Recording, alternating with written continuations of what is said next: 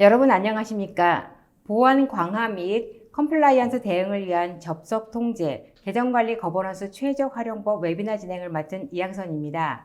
많은 기업들이 보안 강화를 위해 계정 관리와 접속 통제 등의 보안 솔루션을 도입하고 있습니다. 그런데 최근 하이브리드나 멀티 클라우드 환경 등 인프라 환경도 다양하고 복잡해지고 있고 이에 대한 관리도 해야 합니다. 여기에 각종 컴플라이언스 대응도 해야 합니다. 전자신문 올쇼TV가 마련한 이번 웨비나를 통해 보안 컴플라이언스에 대한 이해와 효율적인 대응을 위한 필수 요건인 계정 관리 및 접속 관리를 통해서 기업의 컴플라이언스 대응과 보안을 한 단계 높일 수 있는 방안에 대해서 알아보겠습니다. 오늘 이 자리에는 KPMG의 김민수 상무님과 퀘스트 소프트웨어의 최홍서 부장님 자리하셨습니다. 안녕하십니까? 네, 안녕하세요. 안녕하십니까?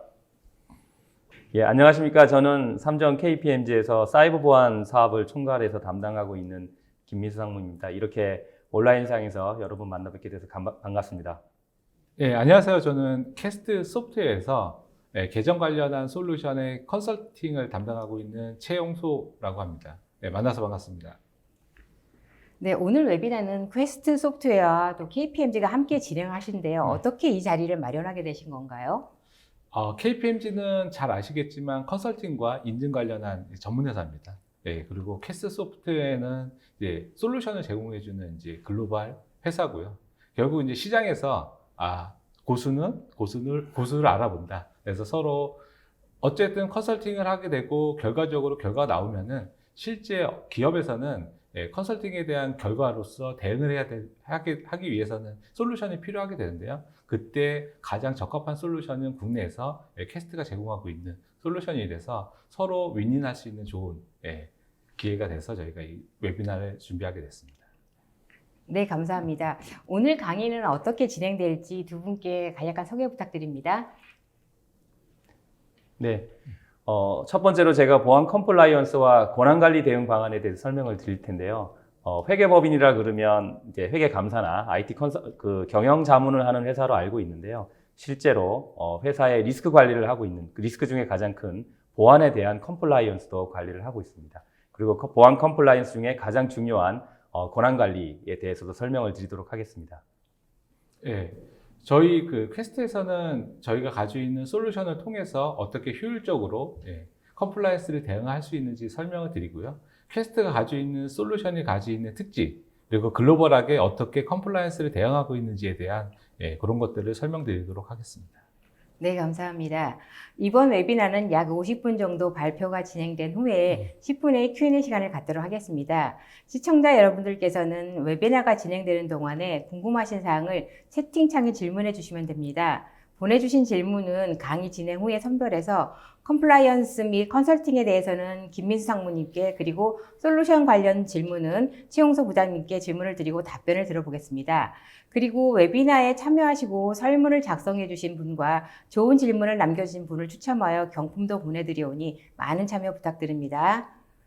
자, 그럼 본격적으로 웨비나를 시작하도록 하겠습니다.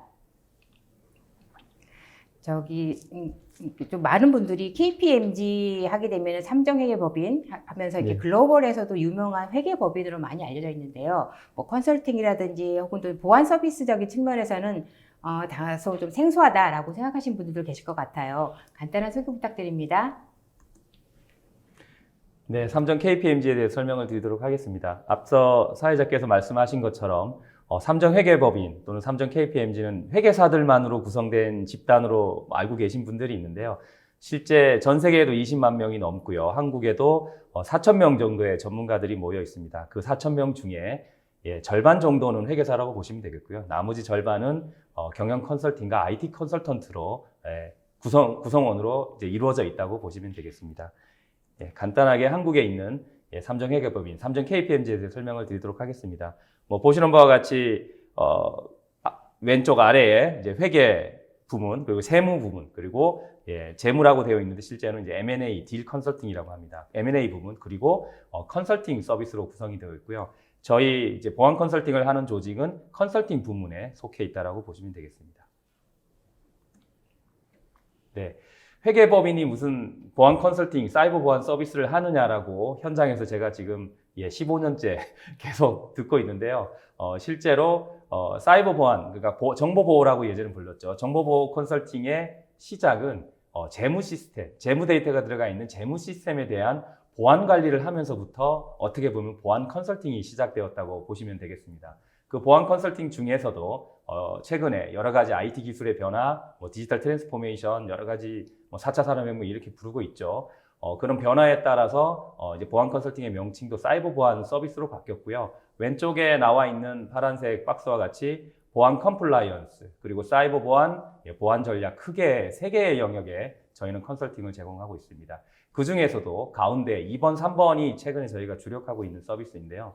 이머징 테크놀로지라고 불리는 IT 신기술에 대한 보안 진단 및 취약점 진단, 여러 가지 대책 자문을 제공하고 있고요. 특히 3번에 보시면 최근에 IT 보안의 또 어떻게 보면 또 다른 IT 보안과 또 다른 영역이라고 할 수 있는 산업 현장에서의 산업 기술 보안에 대한 진단 및 대책 수립을 최근에 활발하게 제공을 하고 있습니다.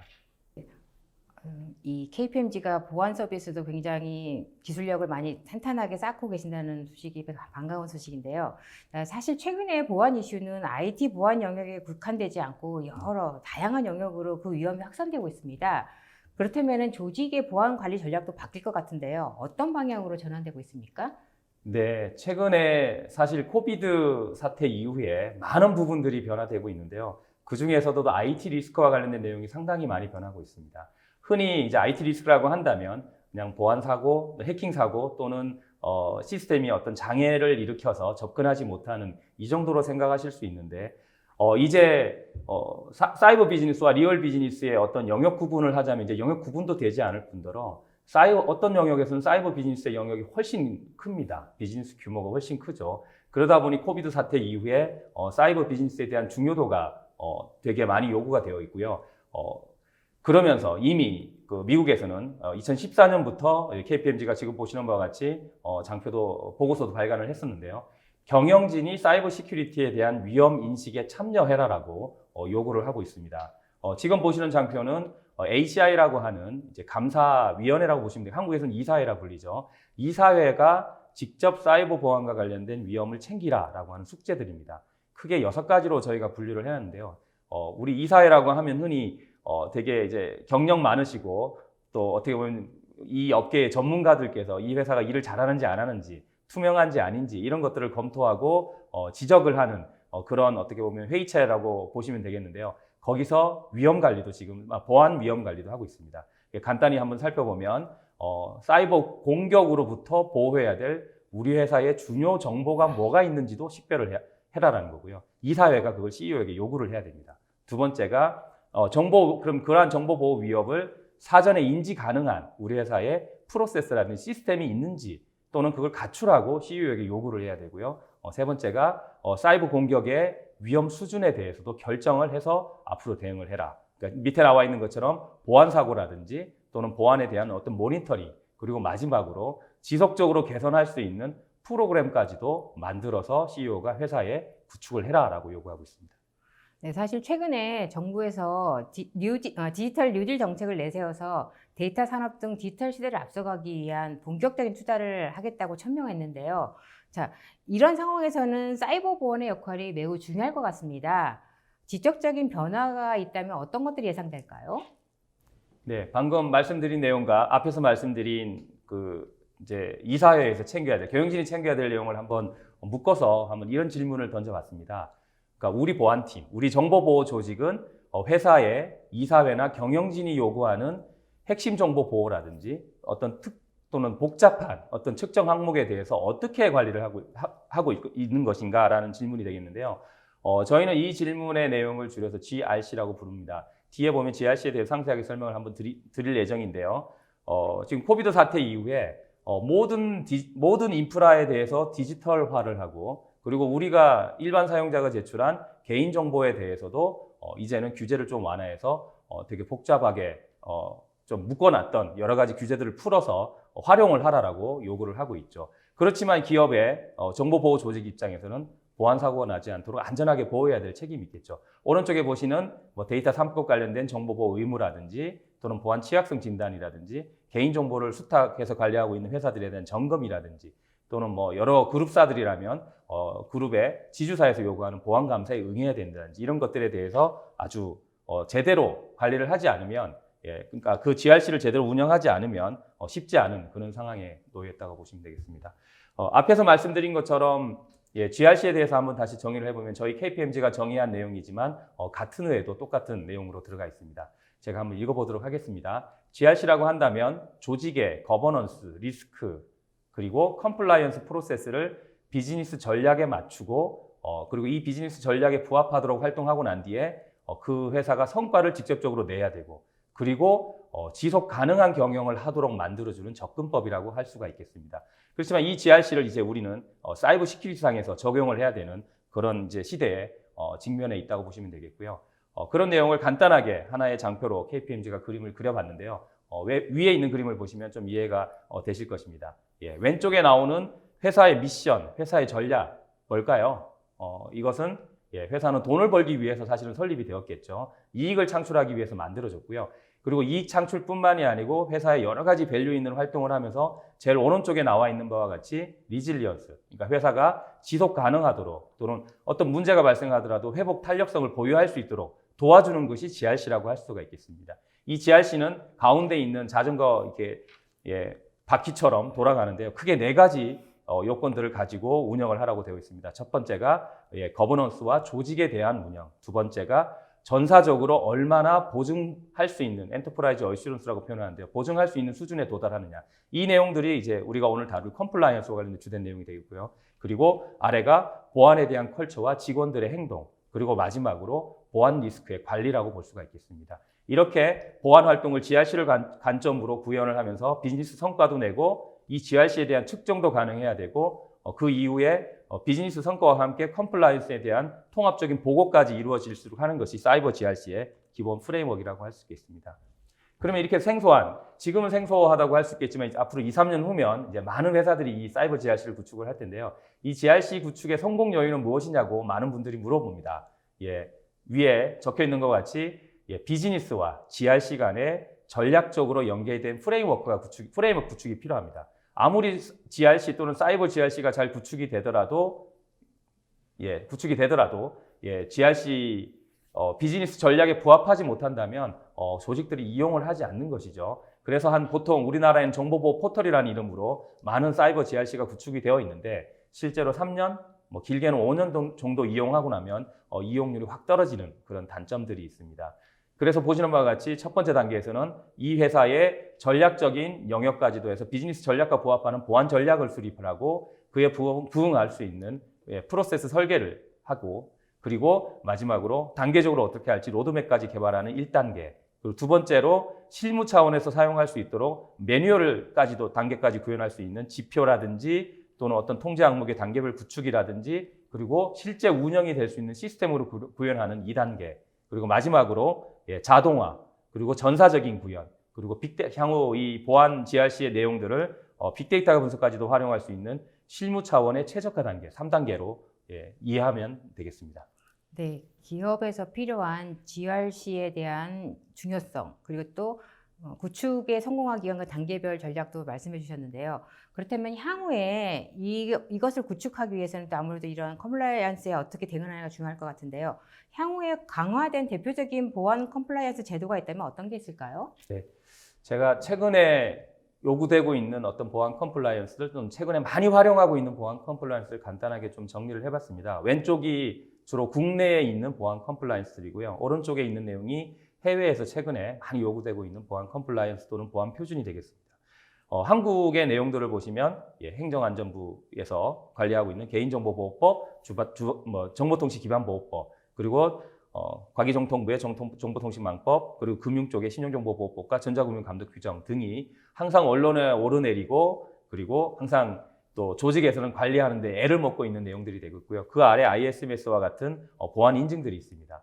한국은 그래도 이 개인정보보호법, 기반보호법, 정통망법, 신용정보보호법, 전자금융감독규정 등이 등장한 지가 길게는 20년 가까이 됐고요.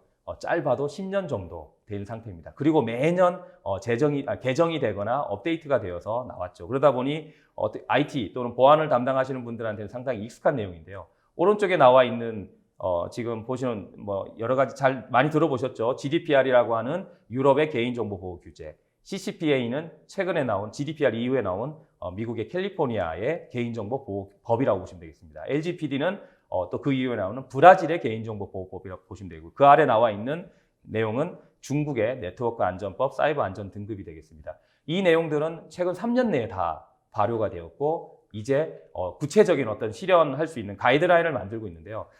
사실 조직의 보안 담당자가 한국에 있는 여러 가지 규제들, 해외에 있는 규제들 다 합쳐서 보안 관리를 통합해서 관리한다는 건 쉽지 않습니다. 그래서 우리 회사만의 필수적인 항목과 선택적인 항목을 찾아서 자사의 보안 통제 모델을 구축하는 것이 가장 필요하다고 볼 수가 있겠습니다. 이와 더불어 오늘 말씀드릴 내용 중에 하나인 내부 회계 관리 제도, 한국에서는 내부 회계 관리 제도라고 부르고 영어로 표기를 할 때는 K-SACS라고 합니다. 이 뒤에 있는 삭스가 사베인 옥슬리 법이라고 하는 것의 준말이고요. 거기에 한국형이라고 해서 K를 붙였다고 보시겠습니다.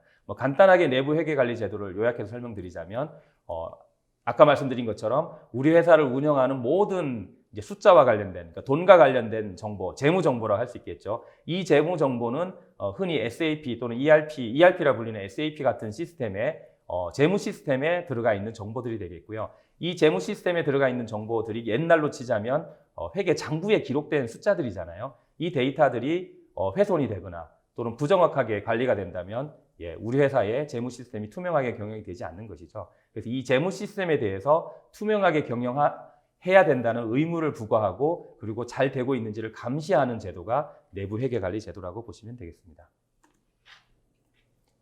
이 내부 회계 관리 제도, K-SACS 제도의 범위와 구성에 대해서 간단히 설명을 드리면 제일 위에 재무제표가 있고요. 이 재무제표는 우리가 흔히 볼 때는 보고서 형태로 나오지만 인쇄물로 나오죠. 그래서 매년 3월에 주총에서 이 재무제표가 정리가 제대로 관리되고 있는지 감사를 한 그 회계감사 보고서가 이제 주총에서 통과가 되고 그리고 새로운 또 재무 시스템을 이제 재무 회계를 시작하게 되죠. 이 K-SACS는 두 가지 관점에서 이 재무제표를 봅니다. 첫 번째는 왼쪽에 나와 있는 전사 수준의 아주 제너럴한 통제를 보는 것. 그러니까 우리 회사의 통제 환경이나 우리 회사의 위험 환경, 여러 가지 의사소통, 모니터링 방식 이런 것들을 보게 되고요. 오른쪽에 나와 있는 것들은 부서 단위라고 보시면 돼요. 각 부서 사업 단위로 이 프로세스 단위의 이 재무 시스템에 대한 통제가 얼마나 완전하게 관리되고 있는지를 보게 됩니다. 이런 것들을 종합적으로 실태 평가를 해서 보고서를 만들고 공시까지 하도록 만든 게 K-SACS 제도라고 보시면 되겠습니다. 이러한 이제 K-SACS에 대한 보고서가 나오기까지 아래와 같이 다섯 단계를 거치게 되는데요. 첫 번째는 이 회사의 위험에 대해서 평가를 합니다. 자세한 내용은 따로 자료를 제공해 드리겠지만 일단 우리 어떤 특정 회사의 재무보고 요소와 관련된 위험을 식별을 하고요. 예를 들면 어떤 사업이 되게 수익성이 낮다든지 또는 오래 가지 못할 것 같다든지 이런 것들의 위험 식별을 하고 그 다음에 양적 질적인 요소를 고려해서 이 K-SACS를 평가할 대상을 정합니다. 예를 들면 당장 이제 올해 접을 사업이다라고 하면 아무래도 K-SACS 대상에서의 중요도는 떨어지겠죠. 두 번째는 아까 말씀드린 대로 우리 회사의 전사적인 수준에 대한 통제를 정의를 하게 되고요. 이 전사적인 수준을 통제를 정의하고 나면 그 다음에 아까 말씀드린 대로 프로세스 단에 통제를 선정하게 됩니다. 이 통제들은 아까 통제에 대한 식별도 하지만 우리 회사에 필요한 재무 시스템에 대한 통제를 문서화하고 우리가 평가할 통제를 선정을 하게 됩니다. 이 과정은 전부 다 회계사들과 그 다음에 재무 시스템을 잘 이해하고 있는 IT 전문가들이 들어가서 하고요. 네 번째 단계에서 통제라는 걸 테스트하는데 이 통제 테스트 영역에 여러분들이 지금 오늘 궁금해하시는 접근 관리라든지 권한 관리에 대한 내용이 들어갑니다. 마지막으로 통제의 미비점이 이제 평가에 대해서 미비점이 나온다면 이 부분을 개선하는 그리고 개선하고 개선을 잘해서 운영을 잘한다는 보고서를 내게 되는 것이죠. 그걸 예시로 한번 간단하게 들어봤습니다. 여러분이 어떤 시스템에 이제 데이터 어떤 시스템이라고 한다면 프로그램으로 소프트웨어로 존재하죠. 이 소프트웨어에 대해서 이제 개발자라고 생각을 한다면 오른쪽 아래에 보시면 제일 먼저 왼쪽 아래에 보시면 누군가가 개발자가 프로그램을 변경을 했어요. 그러면 이 변경을 그냥 하는 건 아니지 않습니까? 프로그램을 변경하겠다고 변경을 하기 전에 누군가가 변경해달라고 요청을 해주시고 요청이 된 것을 이제 프로그램 변경에도 전달은 승인을 득해야만이 개발자는 수정을 하고 어딘가에 주게 되겠죠. 작성된 프로그램, 소프트웨어를 또 그냥 바로 실 운영 환경에 넘기지는 않습니다. 반드시 테스트를 하고 문제가 없다라는 또 승인을 득해야 실 운영 환경에 넘길 수가 있고요. 실 운영 환경으로 넘길 때는 개발자가 바로 넘기면 안 되겠죠. 그 중간 과정에서 또 변경을 할 수 있기 때문에 그래서 그 이관하는 담당자가 또 정해져 있고요. 그 이관하는 담당자 외에도 이 많은 시스템들을 다 관리하는 또 슈퍼 유저 권한을 가진 IT 관리자가 있겠죠. 또 그 권한은 또 그 관리자가 있습니다. 이러한 것들을 아래 보시면 제너럴 IT 컨트롤이라고 부르고요. 저희는 GITC라고 부르는데 그냥 일반 IT 통제라고 보시면 되겠습니다. 이러한 영역 안에 접근 권한 관리가 아주 중요한 내용이라고 보실 수가 있겠습니다. 네, 김상무님께서 K-SAX에 대응할 수 있는 핵심적인 요소들에 대해 설명해 주셨는데요. 자, 그렇다면 K-SAX 중에서 조직들이 가장 감각이 쉽거나 혹은 또 주의해야 될 사항이 있다면 어떤 게 있을까요? 그리고 그게 정말 관리 자체가 어렵나요? 예. 예전에는 쉬웠죠. 몇 개 안 되니까 소프트웨어나 시스템이 관리하는 것이 그렇게 어렵지 않았는데 지금은 뭐 잘 아시는 분은 뭐 잘 알죠.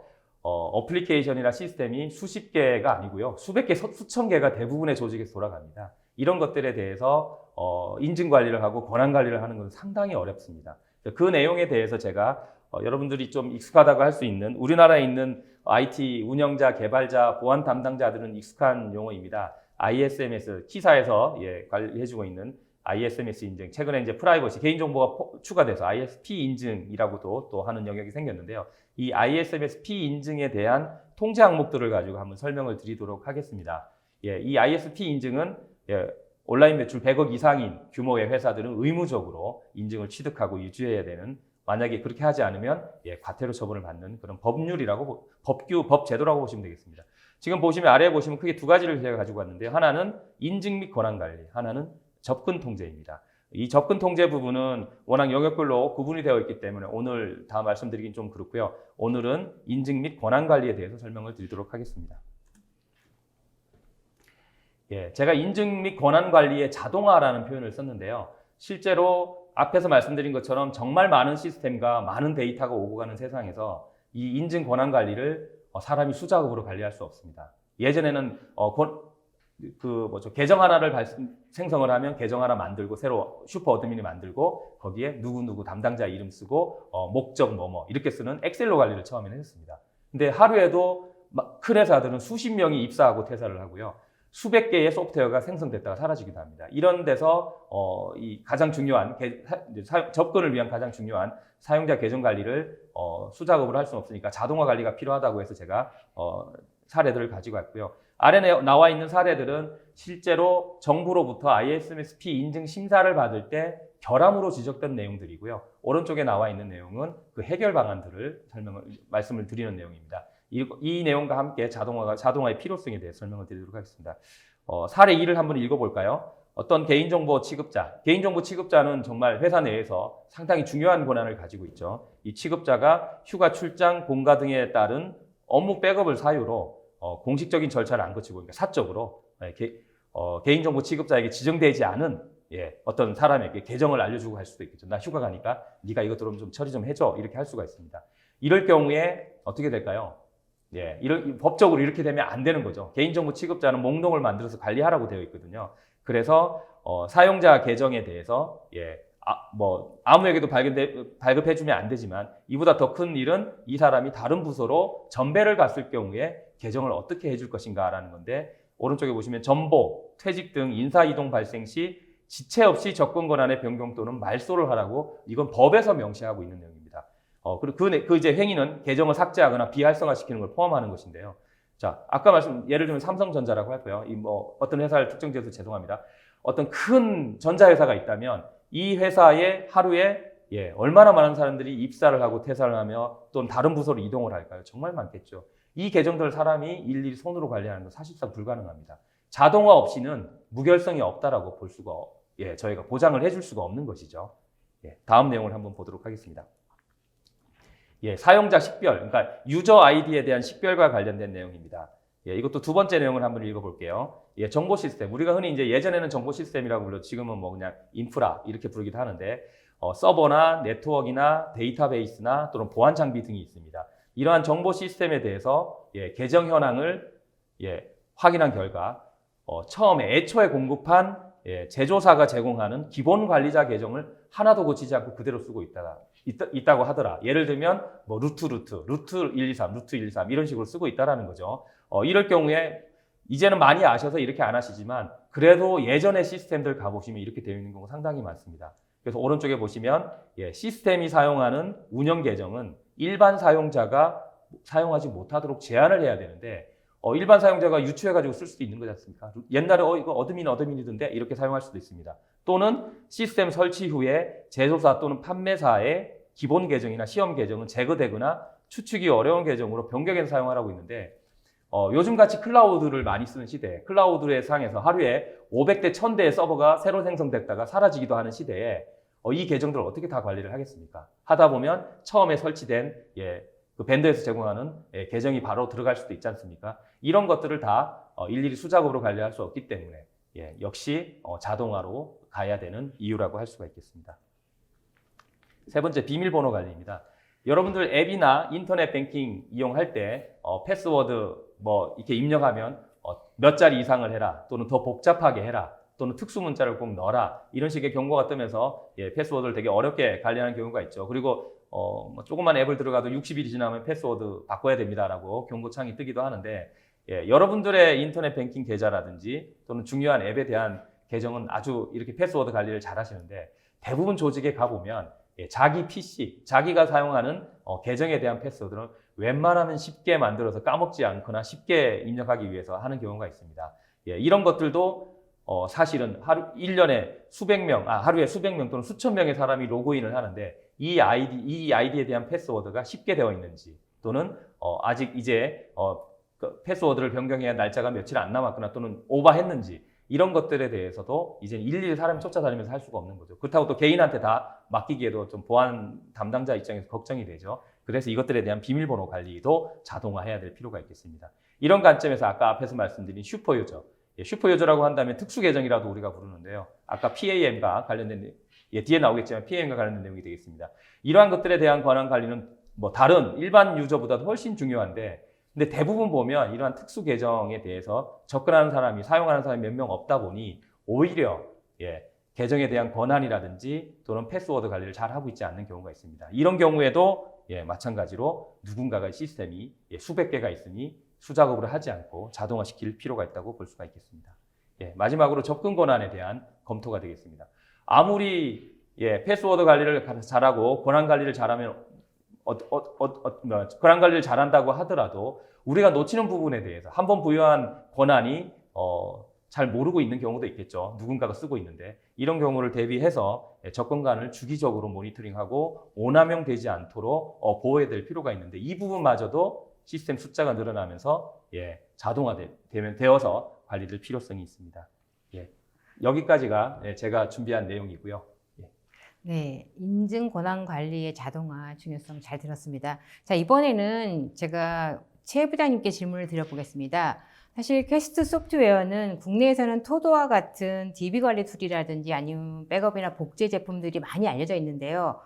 실질적으로는 보안 제품에 대해서는 좀 어느 정도 생소한 것 같습니다. 이에 대해서 퀘스트의 보안 전략에 대해서 설명해 주시겠습니까? 안녕하세요. 퀘스트의 최용수입니다. 저도 몇 년 전에 퀘스트를 처음 들었을 때는 사실 토드하는 회사 이렇게 처음 인식했거든요. 아마 시장에서도 저도 이제 가서 제가 퀘스트의 최용수입니다 인사드리면은 토드로 유명한 회사 아닌가요? 근데 보안 제품도 하세요라는 용어를 굉장히 많이 듣습니다. 근데 원래 퀘스트는 기본적으로 5개의 BU를 가지고 있습니다. 비즈니스 유닛이라고 내부적으로 부르고요. 이제 쉽게 보시면은 뭐 사업부 같은 거라고 보시면 될 것 같아요.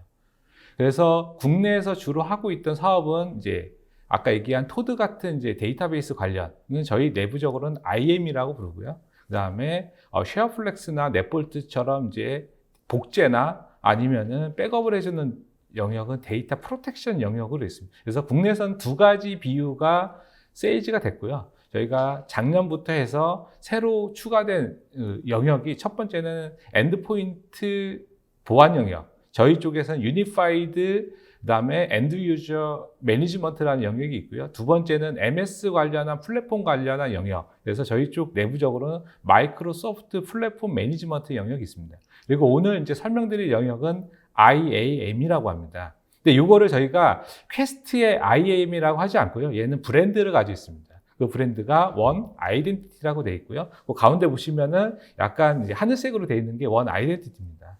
요 원 아이덴티티는 이제 유럽에서 시작한 회사고요. 퀘스트에 이제 조인이 된 회사입니다. 그래서 글로벌하게 리더로 있고요. 굉장히 많은 회사에서 쓰고 있고 국내에서는 알려지지 않지만 글로벌하게는 이쪽 계정과 접속 관련한 솔루션에서는 굉장히 유명한 브랜드라고 보시면 될 것 같습니다.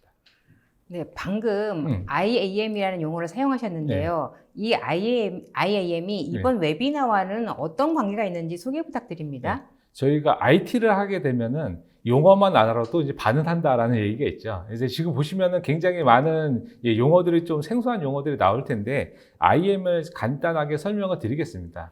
IAM은 이제 약자인데요. Identity and Access Management입니다. 그러니까 두 가지가 있는 거죠. 계정과 접속에 대한 관리가 포함되어 있는 거로 보시면 될 것 같습니다. 그러면은 계정과 접속의 관리는 어떻게 구성이 되냐면 네 가지로 구성이 됩니다. 첫 번째 인증. 우리가 쉽게 보실 때는 로그인 같은 거죠. 예. 그 다음에 인가, 권한입니다. 그리고 관리, 그리고 감사입니다. 그래서 이 IAM은 인증에 대한 관리, 인증, 인가, 그 다음에 계정 관리, 추적, 감사 네 가지의 기능을 하는 역할을 IAM이라고 볼 수 있고요. 저희는 이제 아까 얘기 드렸던 원 아이덴티티라는 브랜드로다가 요거를 지원하기 위해서 IGA, PAM, AD 라이프 사이클, 그리고 요즘에 이제 그 크게 이제 글로벌하게 이슈가 있는 아이다스라는 네 가지 영역의 솔루션을 제공해 드리고 있습니다. 여기서 또 새로운 용어들이 나오고 있는데요. 예, 그건 설명을 다시 드리도록 하겠습니다. 그리고 저희가 아무리 좋다고 얘기 드려도 사실은 이게 좋다라고 하려면은 누군가가 이거는 좋은 겁니다 라고 얘기해 주셔야 되잖아요. 그래서 여기 보시는 것처럼 IGA 글로벌 리더에 있고요. 국내에서 굉장히 많이 알려져 있죠. 가트너 매직 쿼드런트에 가시면은 요 퀘스트의 원 아이덴티티라는 브랜드가 가지고 있는 IGA 솔루션은 리더에 있습니다. 그리고 다른 다양한 그 인증기관이나 아니면은 시장의 어떤 리서치 기관에서 퀘스트의 원 아이덴티티, 저희가 내부적으로 이제 OI라고 이제 약자로 부르고 있는데요. 원 아이덴티티는 리더에 있는 회사라고 브랜드라고 보시면 될 것 같습니다. 저희가 뭐 아까 IAM도 얘기 드렸고요. 하다 보니까 IGA도 나왔고요. PAM이라는 용어도 나왔습니다. 아마 PAM이라는 용어는 아마 국내에서 들어보신 분들은 좀 있을 겁니다. 이거는 국내에서는 이제 접근 통제라는 용어를 쓰고 있습니다. 그래서 PAM의 P는 특수 권한입니다. Privileged. 그 다음에 A는 그 어카운트고요. 특수 권한의 그 계정들을 관리하는 개념이라고 보시면 될 것 같고요. 여기 아까 얘기 드렸던 국내에서는 접근 통제라고 쓰고 있고요. 그 다음에 저희가 이제 가장 많이 알고 있는 거는 계정 관리죠. 그거를 저희는 IAM이라고 합니다. Identity Management고요.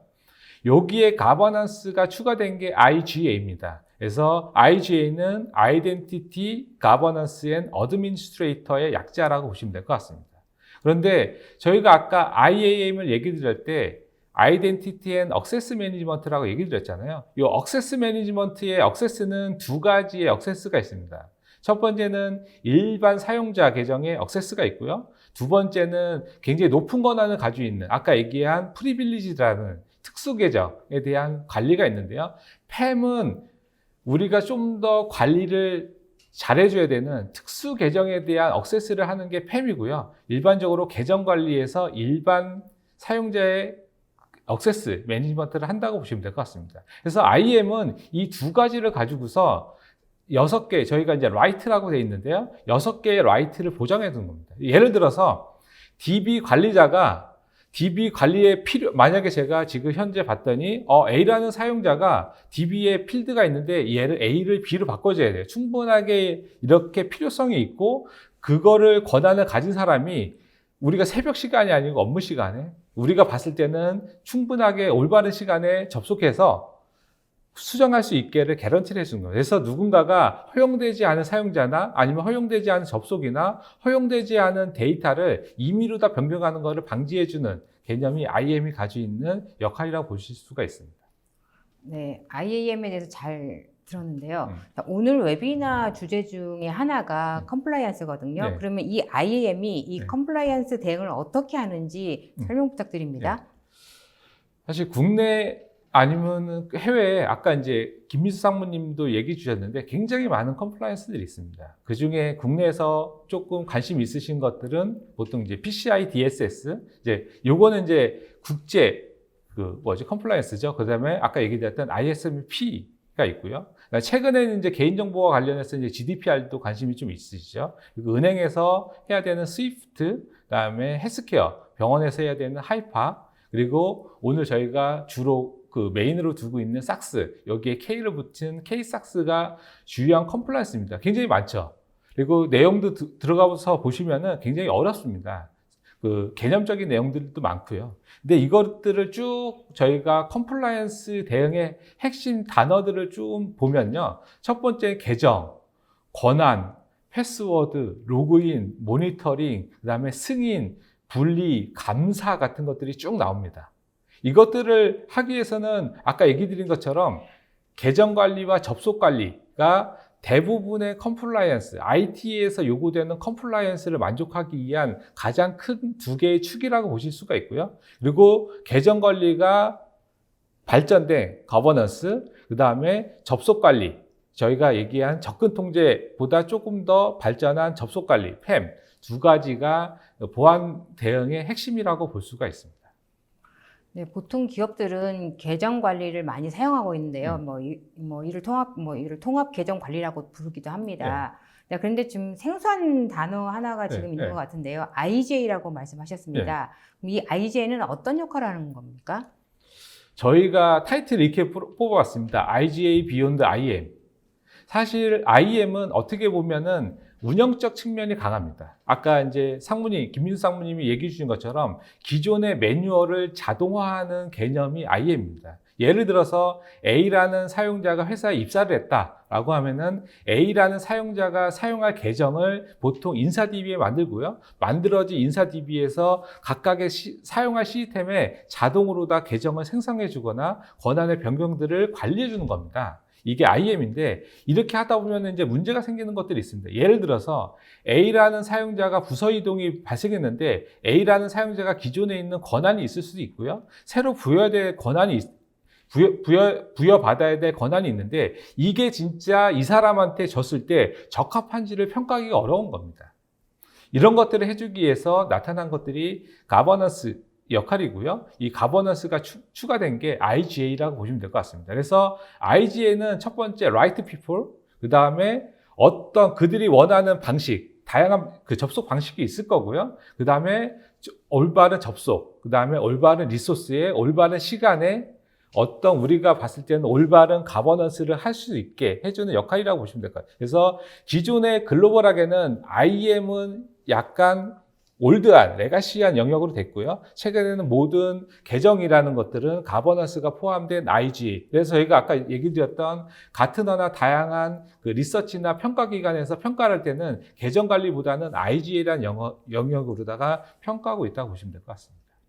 네, 잘 들었습니다. 네, 좀 더 이해하기 쉽게 기능을 보여주시면 좋을 것 같아요. 네. 기존의 계정 관리나 혹은 그러니까 기존의 계정 관리와 차별되는 기능이 있다면 어떤 게 있을까요?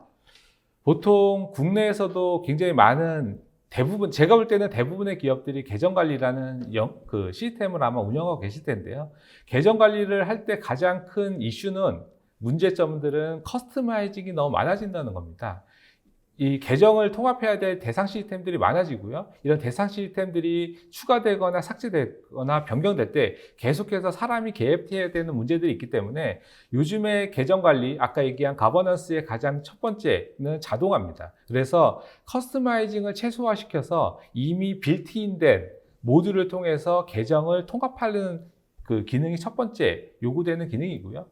두 번째는 아까 얘기드린 것처럼 기존의 계정 관리는 계정에 대한 동기화나 자동화의 목적이 있다면 두 번째는 권한에 대한 것들이 필요하거든요. 이런 권한에 대한 것들도 만약에 변경이 있을 때 우리가 코드를 바꾸거나 어떤 커스터마이징을 하는 것들 아니고 그 내장되어 있는 워크플로우 엔진을 통해서 손쉽게 변경할 수 있게 해주는 역할. 두 번째까지는 커스터마이징 요건이죠. 그 다음에 세 번째는 우리가 정책이라는 것들은 굉장히 중요한 거예요. 아까 권한과 정책은 연결되어 있는 거거든요. 그러면은 우리가 얼마나 그 잘 정제된 형태로다가 정책 관리를 해줄 수 있냐. 그래서 저희 쪽에서는 이제 프레임워크, 정책에 대한 프레임워크를 제공해 주고 있고요. 그걸 통해서 정책 관리를 할 수 있게 제공해 드리고 있습니다.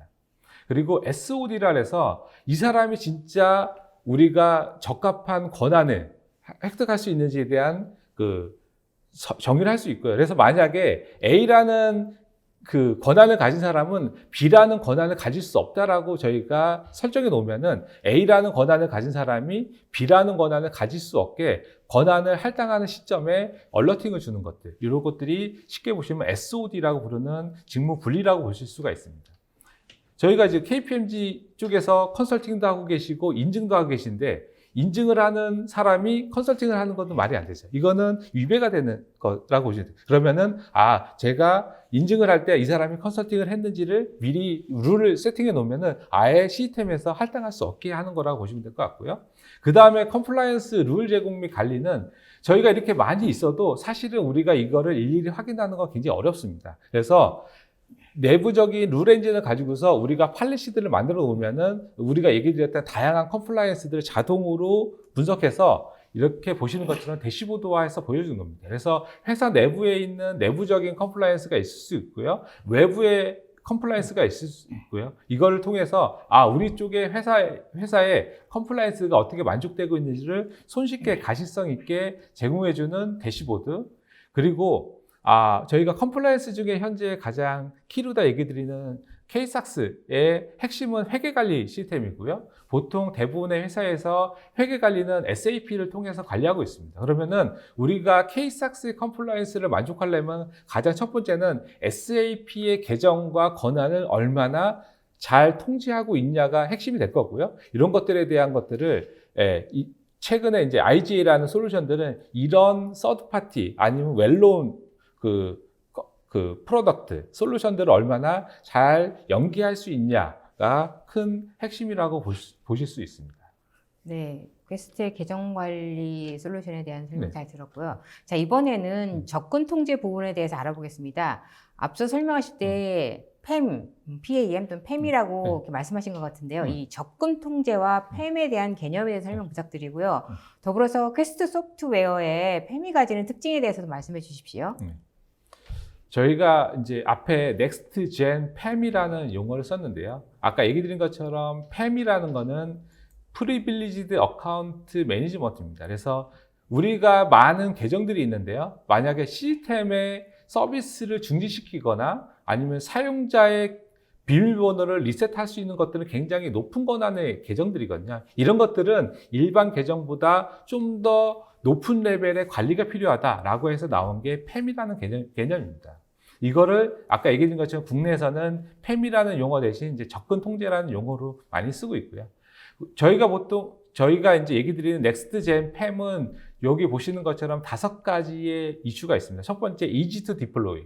모든 그 솔루션이 마찬가지인데요. 아무리 개념이 좋고 기능이 좋아도 디플로이하기 어렵거나 사용하기 어려우면은 안 사용하게 되잖아요. 그래서 그 디플로이가 쉬워되고요. 그 다음에 트랜스페어런트, 그 다음에 네 번째 오퍼레이션, 그 다음에 오토메이션, 스케일, 트랜스폼 쭉 있는데요. 여기에서 가장 핵심은 뭐냐면은 아이덴티티 센터드 어프로치 투 PAM이라고 합니다. 저희가 예를 들어서 우리가 특수한 계정을 관리하고 싶어요. 그러면 어떻게 관리하는 게 가장 좋냐? 그래서 국내에서는 얘를 접근 통제라는 용어를 쓴 거는 접근을 할 수 있는 방식을 제한을 두는 겁니다. 예를 들어서 우리가 윈도우 시스템에 접근할 때 일반적으로는 원격 데스크탑이라고 하는 어플리케이션을 통해서 접근하거든요. 근데 그게 아니고 그걸 통해서 접근하면 우리가 컨트롤할 수 없으니까 우리 시스템, 우리가 만든 어플리케이션을 통해서만 접근할 수 있게 허용한다라고 하면은 접근할 수 있는 방식을 제한을 두는 거고요. 그래서 접근할 수 있는 방식에 제한을 두어서 통제를 하겠다는 게 접근 통제 개념입니다. 근데 저희가 가진 개념은 그게 아니고요. 이렇게 접근할 수 있는 방식을 제한을 두게 되다 보면 어떤 문제들이 발생하냐면은 제가 특정 어플리케이션을 무조건 통해서 해야 되잖아요. 만약에 그러면 제가 직접 콘솔을 통해서 접속하는 거는 통제할 수 없는 경우가 발생합니다. 그래서 그러면은 이 접근을 할 때 가장 중요한 요소는 뭐냐? 얘는 결국은 계정이다.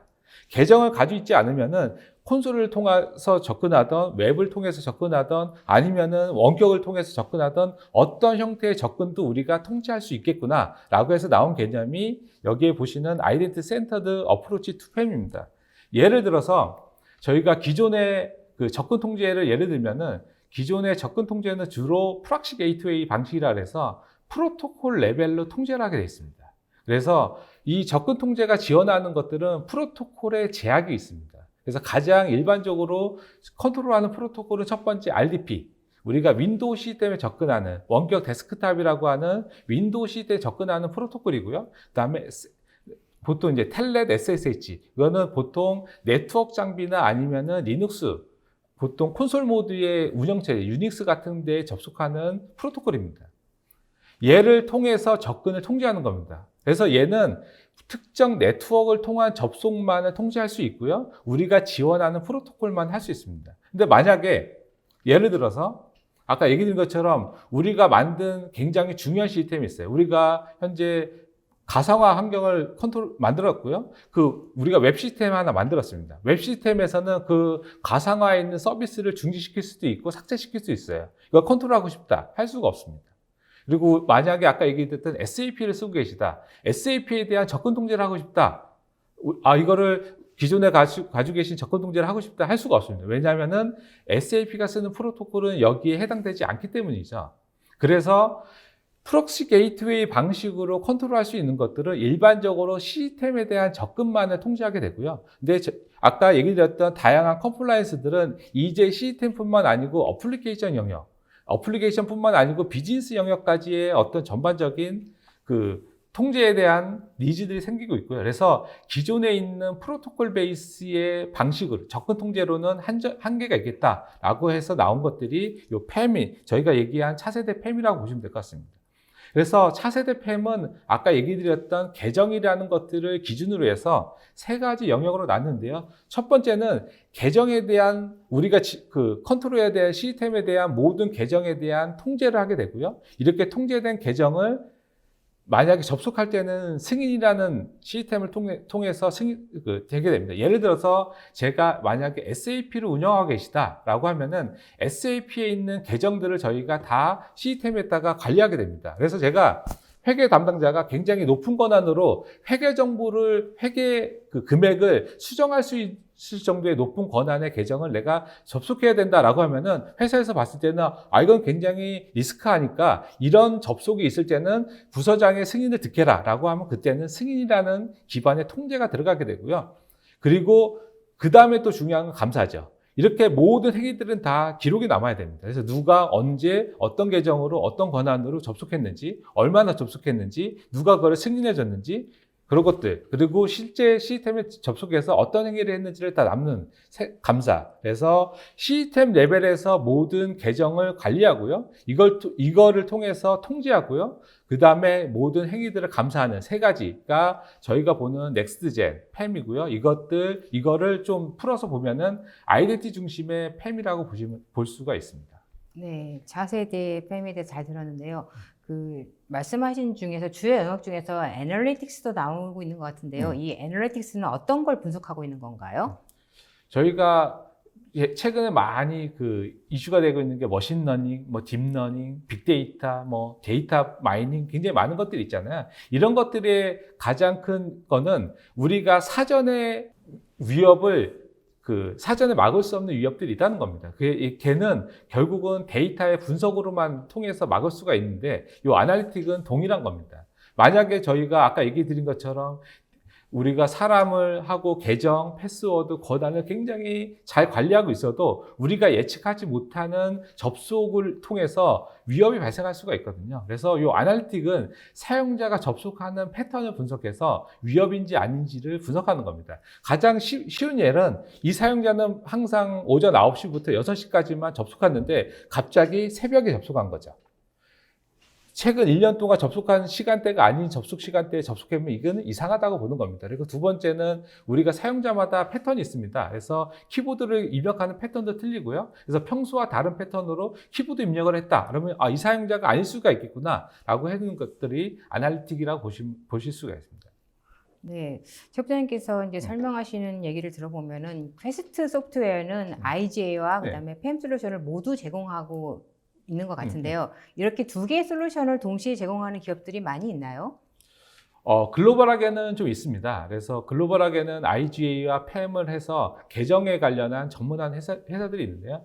국내에서는 주로 이제 접근 통제 영역을 하는 회사들과 이쪽 IGA가 아닌 이제 일반적인 계정 관리를 하는 업체들이 좀 분리가 돼 있고요. 그래서 만약에 KSAS나 그런 것처럼 만약에 팸과 IGA가 필요한 회사들 두 개가 다 인티그레이션 두 개가 다 적용돼야 되는 만약에 니즈가 있는 솔루션에 니즈가 있는 회사들이라고 하면은 국내에서는 퀘스트가 유일하게 지사 형태로 지원할 수 있다라고 얘기 드릴 수 있습니다.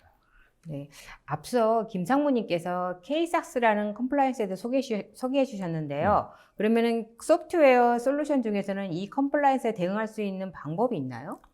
네, KSAS도 내부적으로 보시면은 아마 아까 얘기 드렸던 KSAS 내부적인 문서를 보시면 굉장히 좀 개념적인 것들 많이 있고요. 그 다음에 이게 뭔지에 대한 의문점이 드는 것들이 많이 있습니다. 그래서 저희가 그걸 좀 정리해 봤는데요. KSAS를 정리하면은 아주 간단하게 정리하면 두 가지입니다. 첫 번째는 KSAS는 일반적인 모든 시스템에 해당되지 않고요. 회계 관련한 시스템들이 주로 해당됩니다. 그래서 많게는 60개 정도의 시스템이 되고요. 작은 데들은 10개 이하의 시스템들이 해당될 수가 있습니다. 여기에서 필요한 기능을 보면은 크게 네 가지로 나누는데요. 첫 번째는 접근 통제라고 하는 아까 얘기한 저희가 접속 관리, 팸, 그 다음에 권한 관리, 그 다음에 감사, 그 다음에 백업 복구입니다. 그래서 저희가 가지고 있는 솔루션을 통해서는 접근 관리와 권한 관리는 아까 얘기한 팸, 그 다음에 권한 관리와 접속 관리는 팸을 통해서 관리할 수 있고요. 권한 관리와 감사는 IGA라고 하는 계정 관리 거버넌스를 통해서 할 수 있고요. 백업 복구는 워낙 많은 솔루션들이 있기 때문에 그것들은 아마 기존에 가지고 계신 솔루션을 통해서 대응할 수 있다라고 볼 수 있습니다. 네, 여기까지 설명 마치도록 하겠습니다. 네, 상무님과 부장님의 강의 잘 들었습니다. 두 분께서 강의하시는 동안 시청자분들의 반응이 뜨거웠습니다. 질문도 많이 쏟아졌네요. 한번 살펴보겠습니다. 시청자분들께서 주신 소중한 질문 몇 개를 골라봤습니다. 우선 김상무님께 질문을 드리겠습니다. 사이버 GRC를 시스템으로 구현할 수도 있는 건가요? 있다면 사례도 있나요? 라고 하셨는데요. 네. 사이버 시큐리티 GRC는 이미 완성된 패키지 형태의 솔루션이 나와 있고요. 국내에서는 이제 정보보호 포털이라고 해서 완성된 형태 또는 SI 형태의 시스템도 있지만 이제 좀 범위가 좁다라고 할 수 있다면 사이버 시큐리티 GRC 패키지는 우리 SAP 이제 ERP처럼 상당히 많은 영역에 패키지화 되어 있고요. 국내에도 최근에는 몇 개사가 도입을 했거나 도입 준비 중에 있는 걸로 알고 있고요. 글로벌에서는 상당히 많이 쓰고 있습니다. 그리고 글로벌 컴퍼니라고 할 수 있는 여러 보험사나 제조사들은 이미 한국에 있는 자회사들도 쓰고 있고요. 우리 회사도 이 사이버 GRC를 쓰고 있습니다. 네. 또 다른 질문은요. 최근에 주목해야 할 글로벌 보안 컴플라이언스는 무엇인가요? 라고 하셨는데요. 가장 잘 이해하기 힘들거나 대응하기 어렵거나 사례가 없는 게 힘들지 않겠습니까? 그래서 저는 굳이 뽑으라면 중국의 네트워크 안전법과 정보 등급에 대한 보안법을 꼽고 싶습니다. 그 처벌이 너무나 세기 때문이고요. 실제로 중국 내에 있는 데이터가 해외로 나가는 것을 막기 위한 목적의 법이기 때문에 앞으로 아마 제재가 가해진다면 상당히 어려움이 예상이 됩니다. 네, 이번엔 최 부장님께 질문을 드리겠습니다. 내부 보안을 위해 계정 관리나 적금 제어 솔루션의 강점은 무엇입니까? 라고 하셨는데요. 일단 첫 번째 강점은 기본적으로 계정 관리는 그 아까 얘기한 자동화가 있습니다. 그래서 운영적인 그 리소스, 적은 그 리소스를 통해서 자동화하는 게 가장 첫 번째 강점이고요. 만약에 그 다음에 이제 거버넌스 영역으로 가면은 권한에 대한 것들이죠. 그래서 저희가 보통 이제 권한 관리의 가장 핵심적인 보안은 최소 권한입니다. 그래서 그 사용자가 진짜 필요한 권한만을 할당해 주는 것들이고요. 그런 것들을 우리가 그 관리자가 체크하기는 굉장히 어렵거든요. 그런 것들을 시스템에서 관리해 주는 게 계정 관리의 핵심이고요. 그다음에 접속 통제는 이렇게 관리된 그 계정이나 권한들이 실제 업무의 런타임 시에 제대로 운영되고 있는지를 통제하는 개념이기 때문에 두 개가 되면은 우리가 보통 그 보안 위협 중에 권한이나 아니면 계정으로 인해서 발생할 수 있는 대부분의 문제들을 해결한다고 보시면 될 것 같습니다. 네, 또 다른 질문요. 클라우드에 있는 시스템과 애플리케이션으로 접근 시에 관리자는 보안 차원에서 수많은 계정을 관리하게 되는데 관리자 측면에서 계정 관리, 사용자 권한 관리, 그리고 접근 관리에 퀘스트의 효율적인 솔루션 설명 부탁드립니다. 라고 하셨는데요. 네. 이제 요즘에 이제 온리 클라우드도 있고요. 그다음에 온프람과 이제 클라우드가 융합된 이제 하이브리드 형태도 있는데 저희가 보통 보면은 지금 요 계정 관리는 주로 일반적 계정 관리와 시스템 계정 관리가 있는데 여기 얘기 주신 거 보면은 대부분 이제 시스템 계정 관리 영역이 많은 것 같아요. 그래서 시스템 계정 관리는 크게 로컬 계정과 AD처럼 통합 계정 관리가 있습니다. 퀘스트는 이제 AD 관리에 대해서도 별도의 솔루션이 있고요. 그다음에 일반 계정 아니면은 로컬 계정에 대해서도 솔루션이 있는 거고요. 그래서 저희가 계정 관리를 통해서 자동화하고요. 거버넌스를 통해서 리스크를 매니지먼트 하고요. 그다음에 거기에 접속 관리를 통해서 실제 통제를 하는 역할, 그리고 필요하면은 추가적으로 감사까지 해서 우리가 시스템의 그 리스크를 사용자가 판단하는 게 아니고요. 시스템 내에서 손쉽게 스코어된 형태로 관리할 수 있게 제공해 준다고 보시면 될 것 같습니다. 또 다른 질문요. 기업 내 보안 거버넌스 및 개인정보 보호법을 비롯한 다양한 컴플라이언스 요건들이 IT 운영 환경에 따라 변화무쌍한데요. 퀘스트에서는 이와 같이 변화하는 컴플라이언스에 대해 일관성 있게 유지되고 준수하는지 자동으로 모니터링할 수 있는 대응책이 있다면 답변 부탁드립니다. 라고 하셨는데요. 사실은 굉장히 많은 그 컴플라이언스들이 있는데요. 사실 핵심은 그겁니다. 우리가 허용되지 않은 형태의 접속이나 계정이나 권한을 통해서 허용되지 않은 작업을 막으라는 얘기입니다.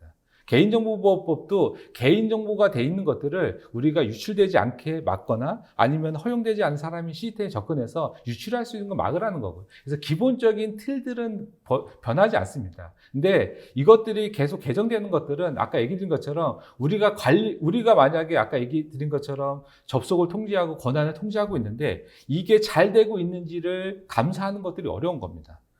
우리가 시스템적으로 자동화 시켜주고 있는데 누군가 얘기하는 거죠. A라는 사용자가 진짜 현재 적합한 권한을 할당받고 있냐라고 물어보면 답하기 어려운 겁니다. 그래서 솔루션들은 이런 것들을 손쉽게 할 수 있게 계속해서 발전하는 거고요. 퀘스트도 그거의 시장의 마켓의 니드에 맞게 계속해서 솔루션들이 발전하고 있다고 보시면 될 것 같습니다. 네, 또 다른 질문은요. GRC 시행의 성패를 좌우하는 것은 의사결정, 자원 및 포트폴리오 관리, 리스크 관리, 규제 준수 기능이 아무리 잘 구성되어 있더라도 문화적 변화를 지원하는 고위 임원들의 역할이 부재한다면 GRC 프레임워크는 온전한 효율을 발휘하지 못할 것이라고 하는데요. 고위 임원들이 전체 GRC의 성패를 좌우한다고 할 수가 있는데요. 이런 사유들로 인해 GRC가 실패하기도 하는지요? 라고 하셨는데요. 네, 실제 사례를 가지고 설명드리면 쉬울 것 같아요. 이 GRC 프로그램이 시행이 될 수도 있고 회사의 체제로서 또는 GRC 아까 말씀드린 패키지로 소프트웨어로 구현이 될 수도 있는데요. 저희도 내부에서 사용을 해보면 어떤 현상을 등록을 했을 때 리스크에 대한 평가를 했을 때 하이 리스크라고 바로 직접적으로 뜨는 경우가 있습니다. 그러면 조직에서는 이 하이 리스크를 어떻게 해소할 것인지에 대한 질문을 저한테 다시 피드백이 오는데요. 그 하이 리스크에 대한 피드백을 제가 리스크를 이렇게 낮추겠습니다 라고 하는데 그 리스크 낮추는 방법이 적절한지 아닌지에 대한 평가를 최고 경영진이 제대로 하지 않고 그냥 관습적으로 한다면 하이 리스크를 끌어안은 채로 그 GRC가 돌아갈 수도 있기 때문에 그런 아까 말씀드린 것처럼 경영진의 판단 잘못에 의해서 실패할 사례들은 충분히 나타날 수 있습니다. 마지막 질문일 것 같은데요. 해커는 시간과 비용이 많이 드는 악성 코드보다 탈취된 계정 정보를 이용하는 방법을 더 선호하여 다크 앱에서 무료로 혹은 저렴하게 판매되는 계정 정보, 그리고 방치된 클라우드에 남아있는 계정 정보 등을 이용하면 정상 권한을 가진 사람으로 로그인할 수가 있고, 또 코로나19의 비대면 업무가 증가하면서 계정 탈취를 통한 보안 위협과 권한 오남용, 그리고 비인가 단말 사용 등을 통한 위협은 더욱 높아지고 있는데요. 퀘스트 2 차세대 팸에서는 이러한 시도들의 미연에 방지할 수 있나요? 라고 하셨는데요. 사실 팸은 이런 시도를 사실 미연에 방지하는 개념은 아닙니다. 미연에 방지하기 위해서는 아까 얘기 드린 것처럼 계정에 대한 관리, 그다음에 거버넌스, 거기에 이 사람이 적정한 그 권한을 가지고 있는지에 대한 감사, 통제들이 돼야 되는 거고요. 팸은 아까 얘는 런타임이라고 얘기 드렸잖아요. 실제 사용자들이 접속하는 과정에 대한 컨트롤이기 때문에 팸에 있는 아날리틱을 통해서 이렇게 우리가 미연에 방지할 수 없는 예측하지 못하는 것들에 대해서는 추가적으로 방지하는 개념을 가지고 있다고 보시면 될 것 같습니다. 세미나 동안 쏟아지는 질문에 성의껏 답변해 주신 분께도 감사드립니다. 방송 후에는 설문에 참여해 주신 분과 좋은 질문을 남겨주신 분을 추첨하여 경품을 보내드리겠습니다. 상무님, 부장님, 오늘 웨비나 소감 부탁드립니다. 그 GRC라고 하는 어려운 이야기와 그리고 권한 시스템 또는 서비스에 대한 권한 관리와 또 그 관련된 아주 현실적인 이야기를 동시에 제공할 수 있는 기회가 됐는데요. 조직에서 가장 중요한 것은 또는 권한 관리를 위해서 가장 중요한 것은 그 회사의 비즈니스 리스크와 얼마나 부합하느냐에 달려 있습니다. 그래서 좀 더 포커싱을 해서 중요한 것에 포커싱을 해서 앞으로 현장에서 권한 관리를 잘 할 수 있는 그런 회사가 되시길 기대합니다. 감사합니다. 네, 저희가 이제 퀘스트가 이제 계정 관리나 계정 거버넌스 쪽을 저희가 국내에서 이제 런칭해서 세일즈를 하고 있는데요. 그래서 퀘스트에 만약에 지금 그 컴플라이언스 대응이나 계정 관리 아니면은 접속 통제 같은 영역에서 기존에 만약에 페인 포인트를 가지고 계시던거나 아니면은 글로벌하게 어떻게 진행되고 있는지에 대한 트렌드에 대해서 궁금하시면은 연락 주시면은 언제든 저희가 달려가 설명드리도록 하겠습니다. 감사합니다. 네, 이상으로 전자신문 올쇼TV가 마련한 보안 강화 및 컴플라이언스 대응을 위한 접속 통제, 계정 관리 거버넌스 최적 활용법 웨비나를 마치겠습니다. 오늘 웨비나 영상과 자료는 웨비나가 진행된 후에 일주일 내로 올쇼TV에 업로드되니 참고하시기 바랍니다. 올쇼TV는 또 다른 웨비나 방송으로 시청자 여러분을 찾아뵙겠습니다. 시청해주신 여러분 고맙습니다.